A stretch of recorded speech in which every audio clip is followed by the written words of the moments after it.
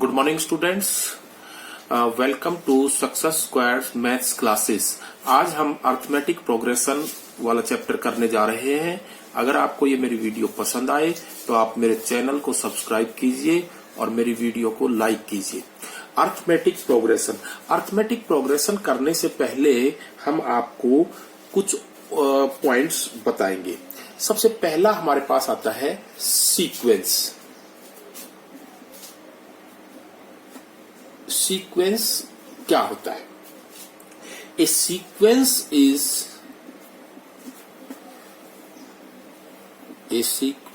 Is a list of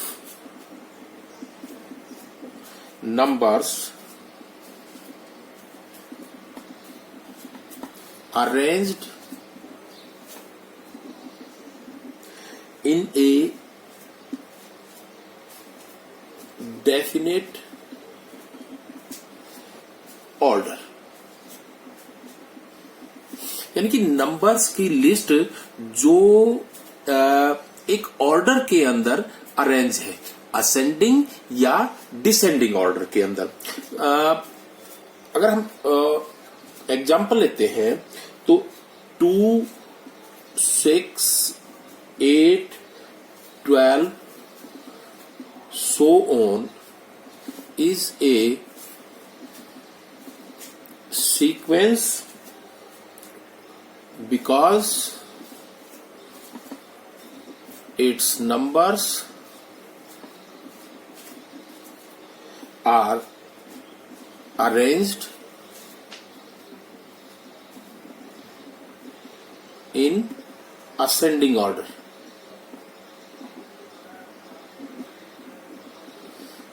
देखिए, हमने आपको बताया सीक्वेंस में जो नंबर्स होते हैं उनको एक ऑर्डर में, एक डेफिनेट ऑर्डर में अरेंज किया गया है, या तो असेंडिंग ऑर्डर में या डिसेंडिंग ऑर्डर के अंदर।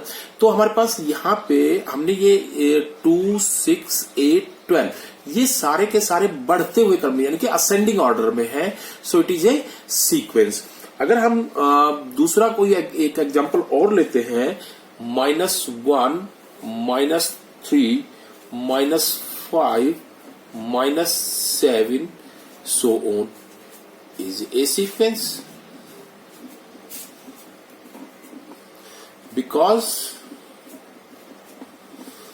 its numbers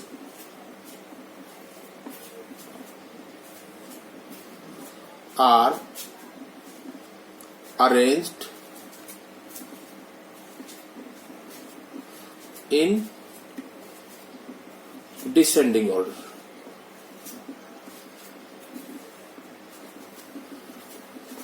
ये घटते क्रम में, ये इससे छोटा है, इससे ये छोटा है, इससे ये छोटा है। नंबर्स आपको आप नंबर लाइन पे देख सकते हैं कि अगर किसी नंबर के लेफ्ट में जो भी नंबर है वो उससे छोटा होता है। That is the sequence. उसके बाद आता है हमारे पास प्रोग्रेशन। प्रोग्रेशन में हम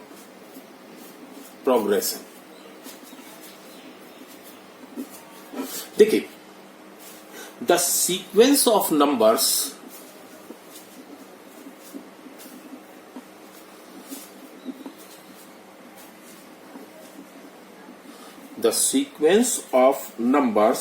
in which each term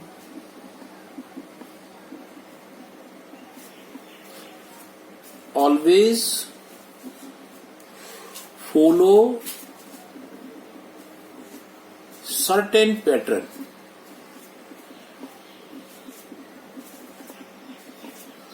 यानी कि सीक्वेंस के अंदर एक टर्म के बाद दूसरी जो टर्म आएगी वो किसी सर्टेन पैटर्न के थ्रू आएगी। यानी कि फर्स्ट जो टर्म होगी उसके जो नेक्स्ट टर्म होगी वो या तो कोई नंबर ऐड करने पे आएगी, या कोई नंबर सबट्रैक्ट करने पे आएगी, या किसी नंबर से मल्टीप्लाई करने पे आएगी, या स्क्वायर करने पे आएगी।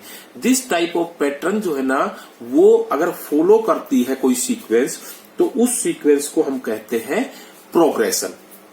अब देखिए, जैसे मान लिया हमारे पास फॉर एग्जांपल हमने इसको माना ये 2, 4, 6, 8, 10 and so on। is a progression. Is a progression. Because in a progression in which each term is obtained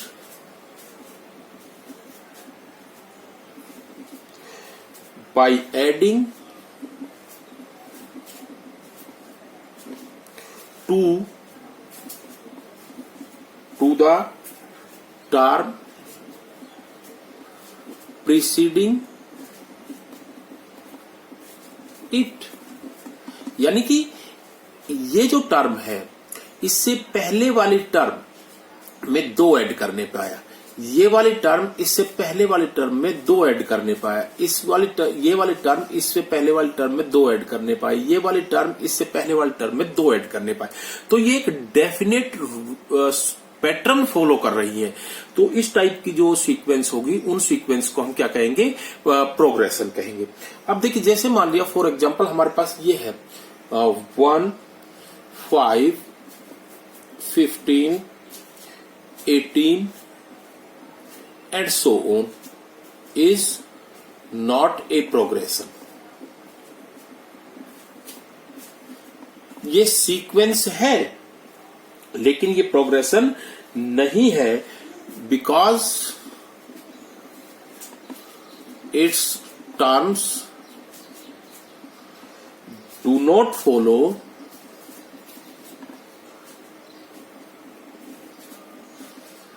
any pattern. कोई पैटर्न फॉलो नहीं करती, इसलिए इस टाइप की जो सीक्वेंस होगी उसको हम क्या कहेंगे कि ये प्रोग्रेशन नहीं है। अब आपको सीक्वेंस और प्रोग्रेशन के बारे में डिफरेंस पता चला कि सीक्वेंस क्या होती है और प्रोग्रेशन क्या होती है। हम ये कह सकते हैं कि all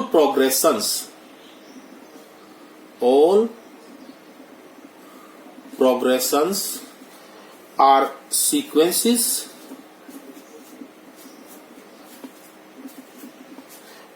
but all sequences need not be progressions.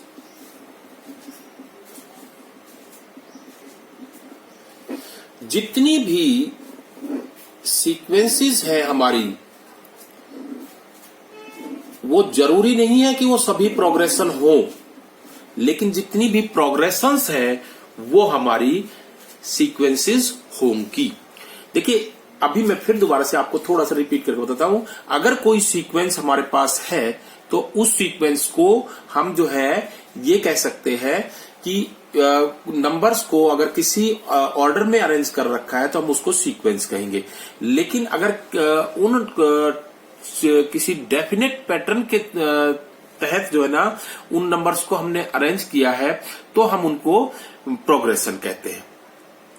अब हमारे पास जो हम इस चैप्टर में पढ़ेंगे, हमारे पास 3 टाइप की प्रोग्रेशंस होती हैं: arithmetic progression, geometric progression and harmonic progression.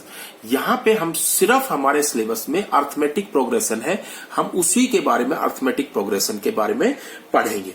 तो अब सबसे पहले ही बात आती है कि अर्थमेटिक प्रोग्रेशन होती क्या है। अर्थमेटिक प्रोग्रेशन, तो arithmetic progression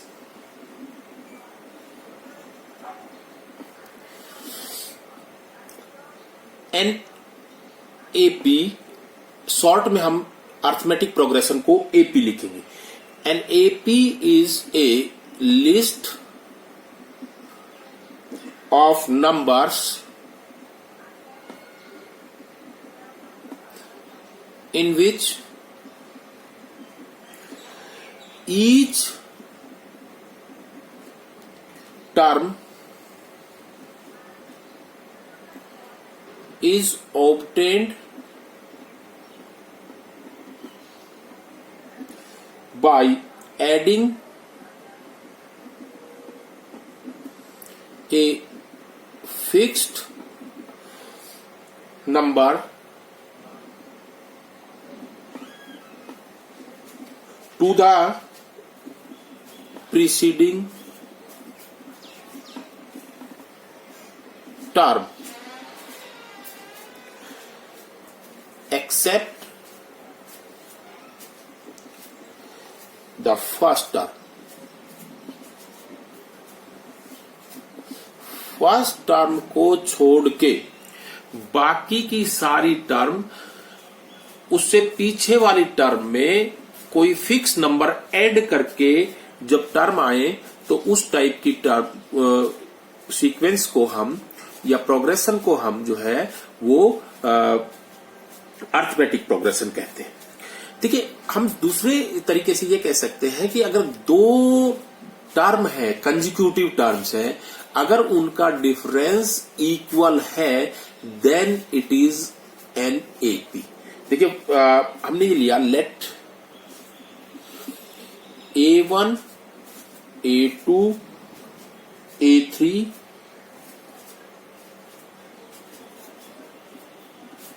and so on AN BN AP।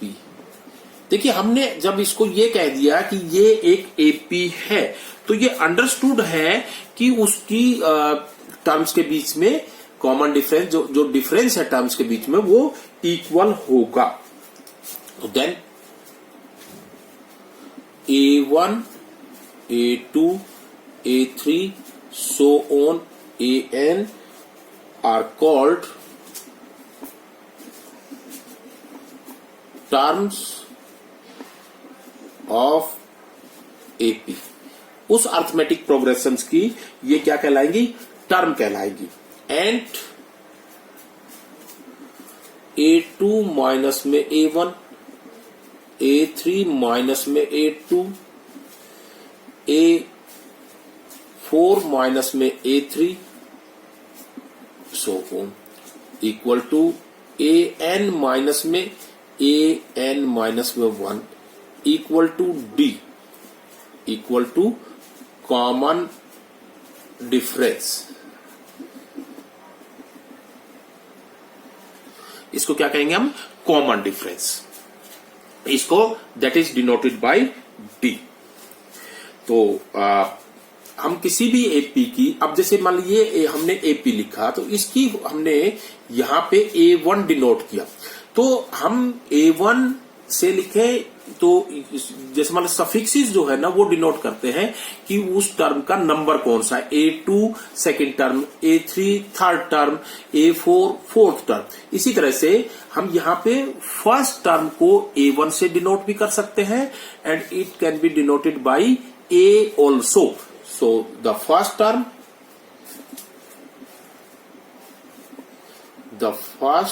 Term of an AP is denoted by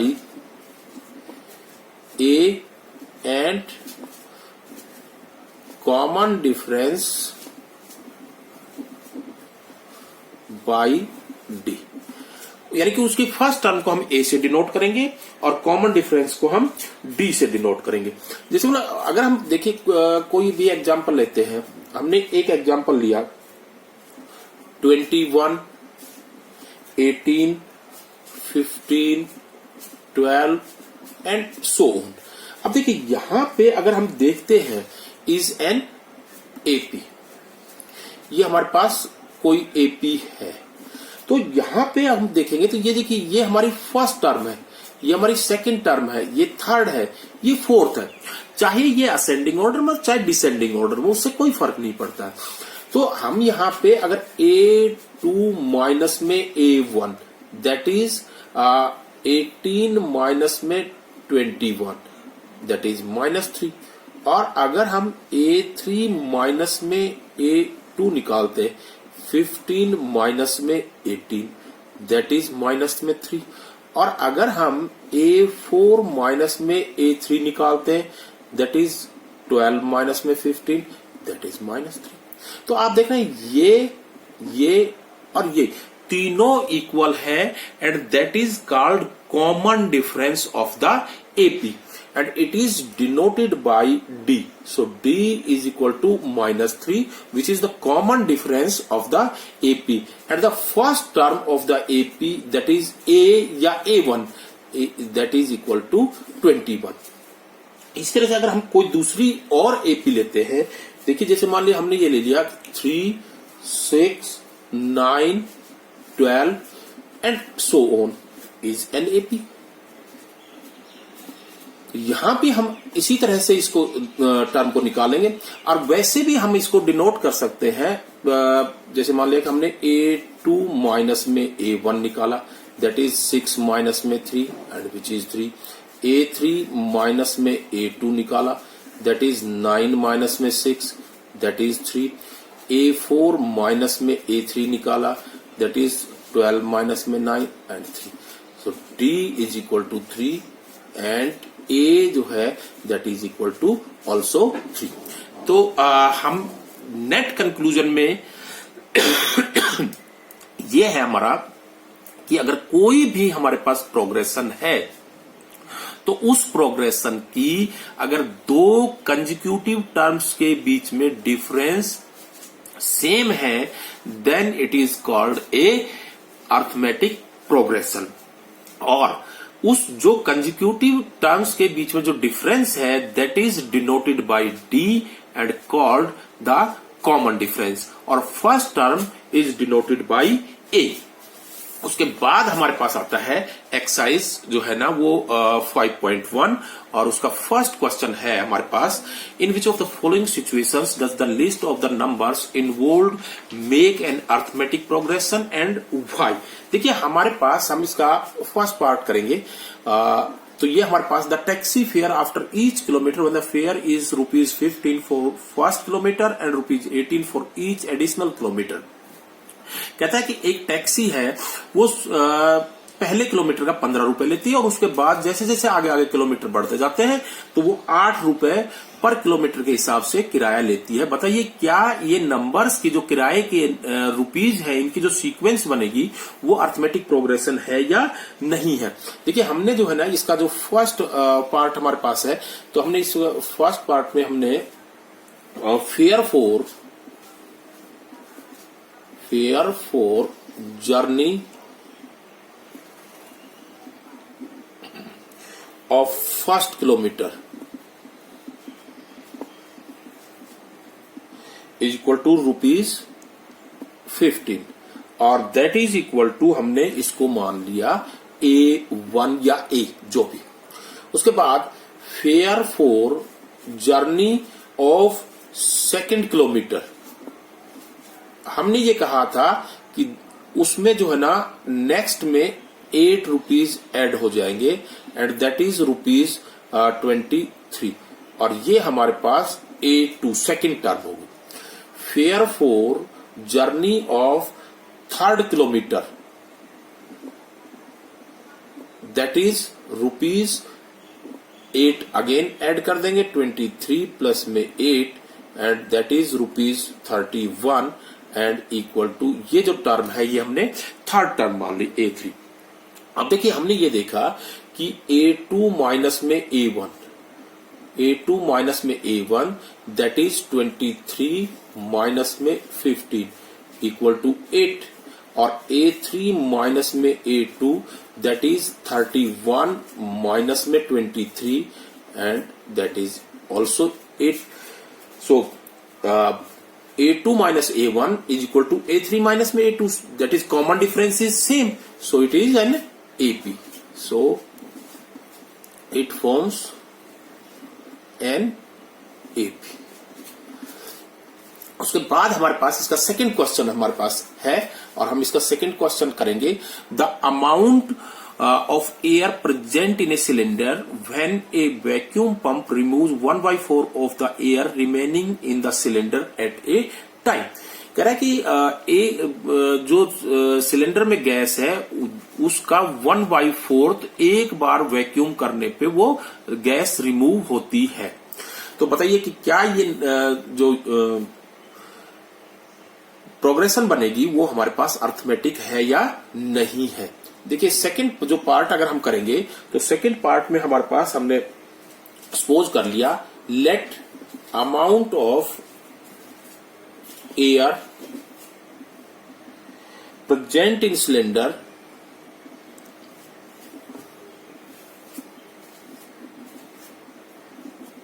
equal to x unit. हमने एक्स यूनिट गैस मान ली, तो remaining air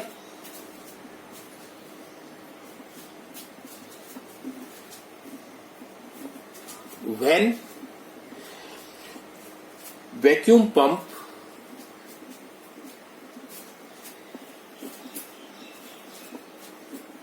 used first time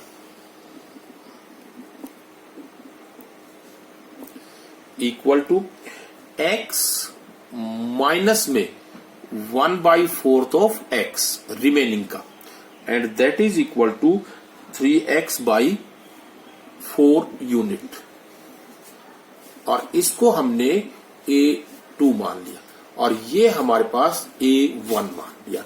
start में present है, तो remaining air in vacuum pump used second time, अगर हम दोबारा यूज करेंगे तो देखिए हमारे पास कितना है 3x/4 है, और इसका 1/4 हमने वैक्यूम करना है, तो ये हमारे पास कितना आ गया 3x/4 माइनस में 3x/60, और that comes out to be minus 9x/60 and which is A3।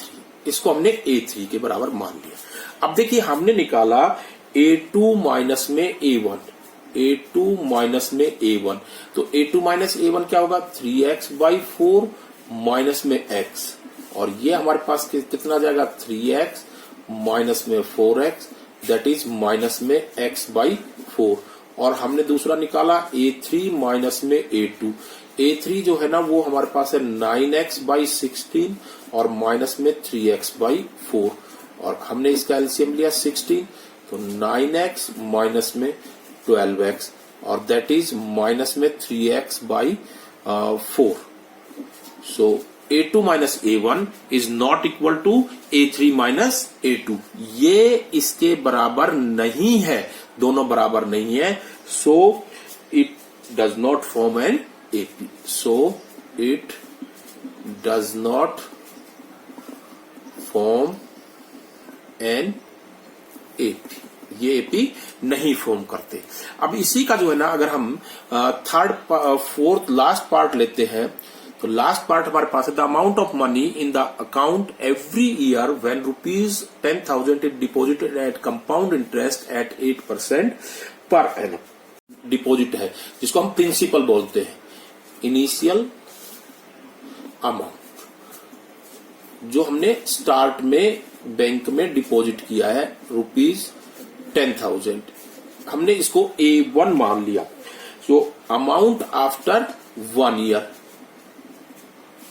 तो अमाउंट आफ्टर 1 ईयर, देखिए हमारे पास अमाउंट फाइंड आउट करने का एक फॉर्मूला होता है कंपाउंड इंटरेस्ट में, amount equal to principal into 1 plus में रेट ऑफ इंटरेस्ट अपॉन में 100 होल की पावर टाइम, ये फॉर्मूला होता है, हम इसका यूज करेंगे। देखिए तो ये अमाउंट हमारे पास कितना आएगा principal that is 10,000 into 1 plus में 8 अपॉन में 100 होल की power 1, and that is 10,000 into में 108/100 and which is equal to 10,800, और इसको हमने A2 मान लिया। और उसके बाद नेक्स्ट हमारे पास है अमाउंट आफ्टर 2 ईयर, 2 साल के बाद, दैट इज 10,000 इंटू में 1 प्लस में 8 अपॉन में 100 होल की पावर 2, और दैट इज 10,000 इंटू में 108 अपॉन में 100 और 108 अपॉन में 100, और that comes out to be हमारे पास ये हमारे पास आ जाएगा 11,664, और दैट इज A3, हमने A3 मान लिया। अब देखिए यहां पे हमने देखा कि A2 माइनस में A1, A2 माइनस में A1 दैट इज 10,800 माइनस में 10,000 इज इक्वल टू 800 800 और A3 माइनस में A2 दैट इज 11,664 माइनस में 10,800 और that comes out to be 864. So this is not equal to this. So it does not form an AP. So it does not form an AP. ये AP